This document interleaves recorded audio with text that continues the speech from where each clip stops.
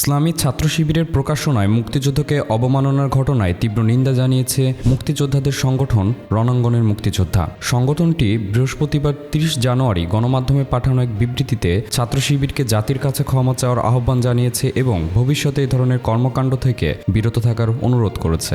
বিবৃতিতে উল্লেখ করা হয়, ছাত্র শিবিরের দলীয় প্রকাশনায় জৈনিক আহমেদ আফগানি লিখেছেন, অনেক মুসলিম না বুঝেই মুক্তিযুদ্ধে জড়িয়ে পড়েছিল। এটা তাদের ব্যর্থতা ও অদূরদর্শিতার ছিল। এই মন্তব্য প্রমাণ করে জামাত শিবির এখনও বাংলাদেশের মুক্তিযুদ্ধের আদর্শকে মেনে নিতে পারেনি। মুক্তিযোদ্ধারা বলেন, মহান মুক্তিযুদ্ধে শতকরা ৯৫% যোদ্ধা ছিলেন মুসলিম, যারা পাকিস্তানি শাসকদের দমন নিপীড়নের বিরুদ্ধে লড়াই করেছিলেন। স্বাধীনতা সংগ্রাম ছিল ন্যায্য ও ধর্মীয়ভাবে বৈধ, যা দেশের ৯৯% মানুষ সমর্থন করেছিলেন। বিবৃতি প্রদানকারী মুক্তিযোদ্ধারা জামাত শিবিরকে জাতির কাছে ক্ষমা চেয়ে রাজনীতি করার আহ্বান জানিয়েছেন। বিবৃতিতে স্বাক্ষরকারী মুক্তিযোদ্ধাদের মধ্যে রয়েছেন অবসরপ্রাপ্ত মেজর হাফিজউদ্দিন আহমেদ, ক্যাপ্টেন নুরুল হুদা, মিজানুর রহমান খান, প্রকৌশলী আব্দুল হালিম সহ ৪০ জন মুক্তিযোদ্ধা।